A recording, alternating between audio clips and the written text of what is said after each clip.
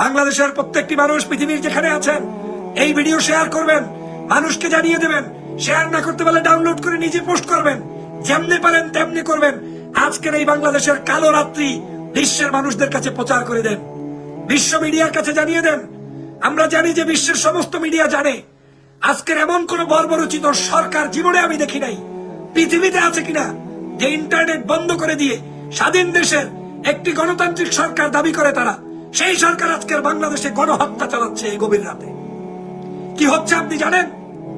এখন যদি 1000 মানুষকেও গুম করে আপনি পাবেন তথ্য। হেফাজতে ইসলামের যে কত মানুষকে মেরেছে আজ পর্যন্ত কোন জায়গায় কোন তথ্য বের করতে পেরেছেন? পারেন নাই, কারণ ওরা মাদ্রাসার শিক্ষার্থী, দাড়ি হুজুর আলা মানুষ, ওদের জীবনের কোনো মূল্য নাই। আজকের সেই একই কাণ্ড এইখানে বাংলাদেশে শিক্ষার্থীদেরকে যেমন তারা অ্যারেস্ট করবে, তাদেরকে গুম করবে, খুন করবে, পাশাপাশি বেঁচে বেঁচে আপনার ভাই জামাত শিবির, হেফাজত চরমনাই কিংবা বিএনপি পন্থী থাকলে তাদেরকেই হয়তো আজকে শেষ করে দেওয়ার জন্যই এই রাত্রটা কালো রাত্রি হিসেবে ইতিহাসের পাতায় লেখা থাকবে। এই দিয়ে শেখ হাসিনা তুমি আন্দোলন বন্ধ করতে পারবা না, এই দিয়ে বাংলাদেশের মানুষের মুক্তি বন্ধ করতে পারবা না।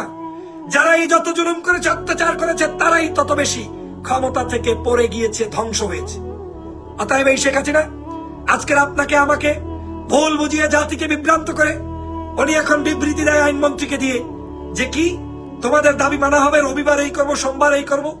যত সব নষ্ট ভ্রষ্ট, যত সব দালাল, যত সব টাউট, 3 দিন আগেও বলেছে আইন ছাড়া কিছু হবে না, হাইকোর্ট ছাড়া কিছু জানি না, রাজাকারের বাচ্চা। তখন খবর ছিল না। বেয়াদবির সীমানা থাকে, চরম ভাবে বাংলাদেশের মানুষের সাথে প্রতারণায় লিপ্ত রয়েছে। এই কালো রাত্রিতে যদি কিছু হয়, আপনাদেরকে বলে রাখছি, আপনারাও শপথ করে নিন বাংলাদেশের প্রত্যেকটি জনপদকে স্বাধীন করতে। এই যারা বিদেশে বসে এখন লাইভ দেখছেন, রেমিটেন্স যোদ্ধা, আমরা এই হাসিনার পতন, এই রেমিটেন্স বন্ধ করে দিয়ে, টাকা পয়সা বন্ধ করে দিয়ে, তারপরে আমৃত্যু যদি আমার পরিবার নাও খেয়ে থাকে, আমরা লকডাউন করবো, কেউ টাকা দেব না। প্রবাসীরা সোচ্চার হন, আপনার একটা ভূমিকা এখন অত্যন্ত জরুরি। আমার ভাই বাংলাদেশে বসে ওদের নির্যাতনের শিকার হবে। আচ্ছা, আপনি ভেবেছেন স্বাধীন দেশে এরশাদেরও পতন হয়েছে, কয়জন মানুষ মারা গিয়েছে? খালেদা জিয়ারও পতন হয়েছে, কয়জন মারা গিয়েছে?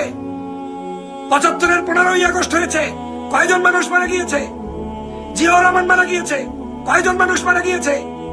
কিন্তু আজ বাংলাদেশে শুধু আজকের একদিনে যদি 50 জনের অধিক, তাও তো ইন্টারনেট বন্ধ করার পরের লিস্ট। ইন্টারনেট চালু হলে আর্তনাদ আর আর্তনাদ শুনবেন, কান্নার আকাশে বাতাস ভারী হয়ে যাবে।